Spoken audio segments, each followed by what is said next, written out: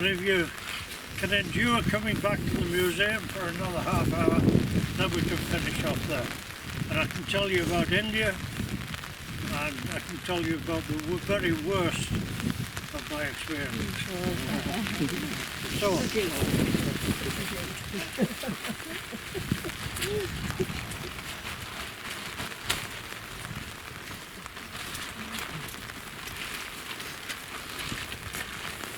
well, this is what we found. We found a lot of coal here, and very shallow. And because it was dipping like that and coming to the surface again, the stripping ratio, which is the amount of rock you move compared to the amount of coal, was very low, so it was cheap coal to get at. And you can see how twisted the coal is. Whenever it comes to an anticline crest or a syncline bottom, the coal is double its normal thickness. So we drilled this, and this is what we found. And then I designed a mine that gives us a good stripping ratio, less than 2 to 1, less than 2 cubic yards of rock for every cubic yard of coal. And the base of that mine was like that. So we took the top off. The previous mines, nobody had bothered to separate the overburden into 3 constituents. The first one being the soil and the subsoil, the second being the loose gravel, and the third being the rock itself. And all those mines over there, when I started reclaiming, I had no soil. I just had a mix of mostly rock, some coal, and some soil and gravel, all mixed together. Here, I designed this one with the idea that we would reclaim it. At first, I wasn't sure about forming a lake, but we dug down, we took all the overburden off, divided, we put it on the sides of the excavation. We went down to 120 feet. The key thing then was, over in that corner where those rocks are, there was a crystal clear stream of water coming in, 12 months of the year. What happens, there's up to 100 feet of gravel on top of the rock back here. When the snow melts in all these coulees and gullies in spring, it runs down into the gravel. It takes about a year to get through the gravel. By the time it gets down to the bedrock down here and comes into our creek, into our mine, it's crystal clear, it's pure.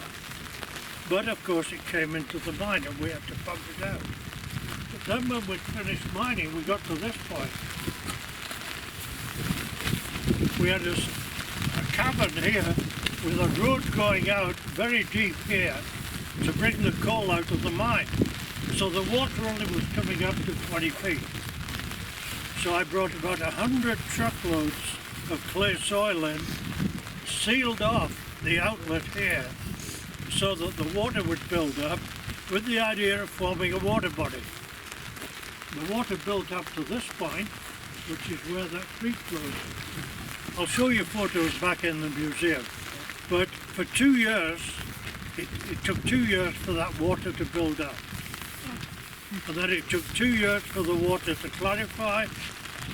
I'd left the mine and the Department of Environment gave me a contract to design this reclamation. And they said, just fill it in and grow grass on it. I said, no. I'll spend less money building a lake there than we will if we fill it in. So I designed that and set up it all for the reclamation, and the government came in and did the grass seeding and so on. And we already had the soil because we'd separated it. And we got the beginnings of Quarry Lake. But it was dirty water with methane gas bubbling out. Oh, and I thought, not much of a lake. But we were patient.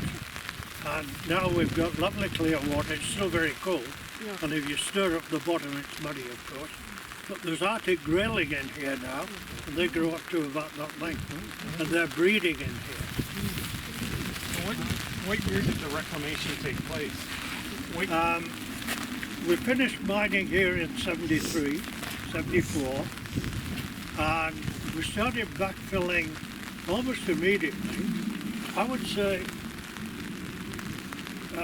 we put a third of the material we dug out back into the lake, decreased its depth from 120 to 80 feet, and also created breaches in at this area and at the far end, and I deliberately left cliffs over there and there so that there was a bit of variety to the depth, and I didn't envision kids swinging off ropes. You